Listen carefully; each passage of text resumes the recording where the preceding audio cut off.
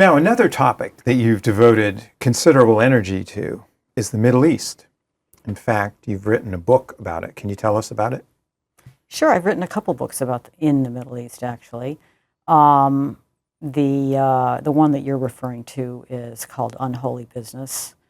It's about it's about a case, a legal case, that was a trial that went on for years in Jerusalem in the aughts, of a small group of men who were forging genuinely old pieces of archaeology and forging them so that they looked like they were connected to actual biblical figures, mostly Old Testament figures. They were basically crafting Judaica for billionaires who collect this stuff.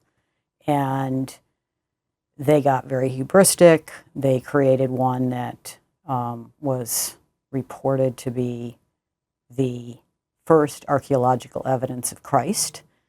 So that attracted a lot of attention. And the Israel Antiquities Authority went looking into it. And around the same time, they crafted, and I'm saying they crafted, they were not convicted of this, but it was pretty obvious to scientists and archaeologists that this stuff was faked. They crafted a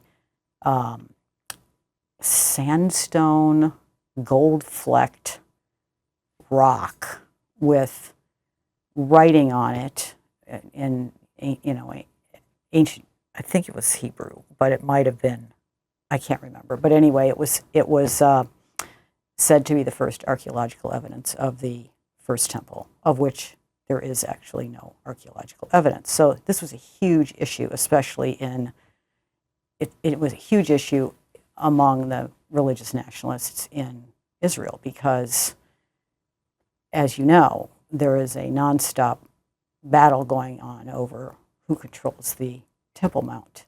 The top of it is controlled by the Waqf, the Jordanians, and the rest of it is controlled by the IDF. And so there's constant tension, conflict.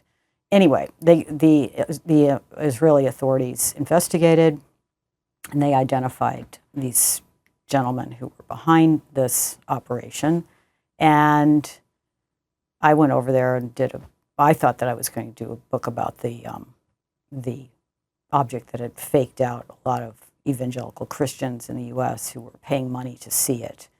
And it turned out to be really a story about, first of all, the very old tradition, going back to the 4th century, in that part of the world of fabricating, selling religious objects to Christians coming from, like pieces of the true cross, let's say, or the cathedrals of Europe are filled with these relics that they were going down and getting for many, many years. So that kind of industry still exists there, and it was fascinating. Reliquaries, it's called, right? Reliquaries, yeah. Reliquaries. I would pronounce it that way. Very good. Yeah.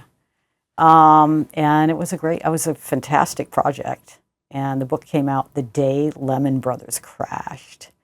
So who cared about this incredibly arcane topic?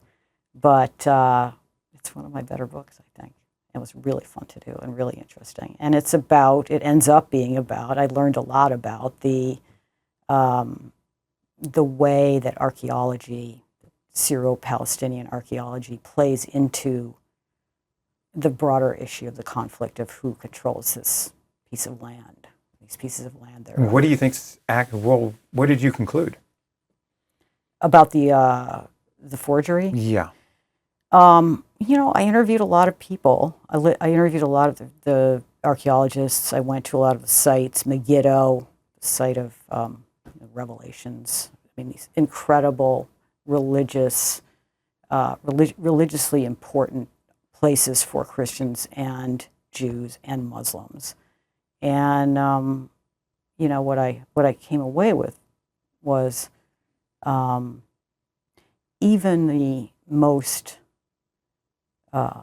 well-educated experts, people who had many, many, many years of experience reading ancient texts or studying archaeological objects, if among them, the most religious could not accept that these things were fake, even though it was quite obvious that they were. I mean, there was like modern glue in the Christian object. They called it James Bond for reasons that the object was called the James Ossuary. And the scientists who did the research called it James Bond because they were gluing in. Right. Anyway, it's so it's fascinating. It's sort of a human phenomenon, I think. Faith triumphs rationality. Faith triumphs, proof for faith. People of faith. I grew up around Christians in the Midwest, and my understanding of, and I'm not religious, my understanding of people of faith is that you don't really have to have material evidence. That's the definition of faith, right? To me, that was my understanding. But I think it's really important in our era, this material scientific era, for people to actually have these objects. Yeah.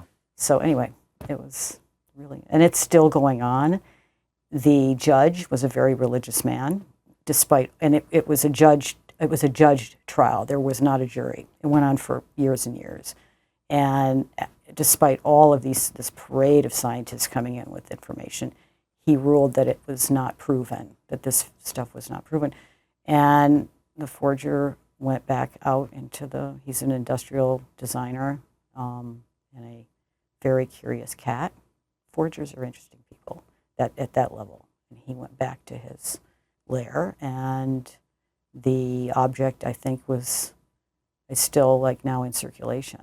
The Christian object. I don't know what they did with the piece of Solomon's temple.